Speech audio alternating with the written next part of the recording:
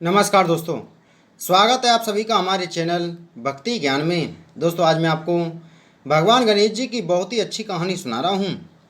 एक बार की बात है कि एक गांव में एक बूढ़ी माई अपने बेटे और बहू के साथ रहती थी। एक बार उसका बेटा दूसरे गांव काम के सिलसिले में गया हुआ था। इस दौरान बूढ़ी माई की बहू सब कुछ अकेले ही बनाकर खाने लगी और उसने अपनी सास को खाना पीना देना बंद कर दिया। अपनी बूढ़ी सास को गुमराह करने के लिए वो थोड़ा सा खाना जमीन पर गिरा देती थी।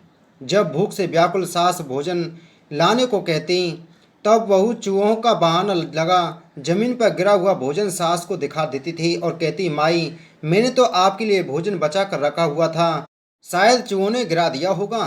बूढ़ी माई भगवान गणेश जी की परम भक्त थी और दिन रात गणेश भगवान की अर्चना में लीन रहती। इस दौरान एक बार बूढ़ी माई को अपने बेटे के वापस गांव लौटने की खबर मिली और वह बहुत खुशी से भाव विभोर हो गई। वहीं उसकी पत्नी ने सोचा कि अगली सुबह पति के आने से पहले जल्दी उठकर घर के सभी कार्य कर लूंगी और वह जल्दी से सो गई। वहीं गणेश जी ने सोचा कि वह रोज बूढ़ी माई के सामने मेरे चूहों पर झूठा आरोप लगा देती है और बुढ़िया को पूरे दिन भूखा रखती है, क्यों ना इसे सबक सिखाया जाए। बूढ़ी माई की बहू रोज सोने से पहले अपनी साड़ी को खूंटी पर टांग कर सोती थी। हर रोज की तरह उस रात भी उसने ऐसा ही किया।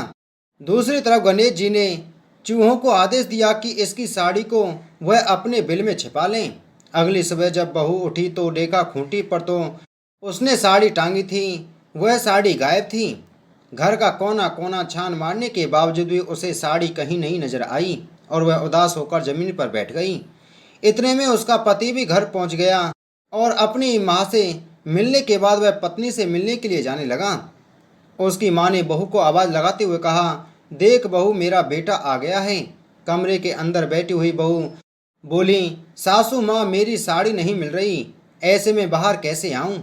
इतने में उसका पति दरवाज़ा खोलकर पत्नी से मिलने अंदर चले गया। उसने देखा कि उसकी पत्नी बिना साड़ी के ही जमीन पर बैठी है। पत्नी ने जब उसे बताया कि उसकी साड़ी कहीं खो गई है तो वह आग बबूला होकर पत्नी पर चिल्लाने लगा और बोला, झूठ बोलती है, बंद कमरे में साड़ी अपने आप कैसे गायब हो जाएगी। शोर शराबा सुनकर सासू माँ भी कमरे में आई।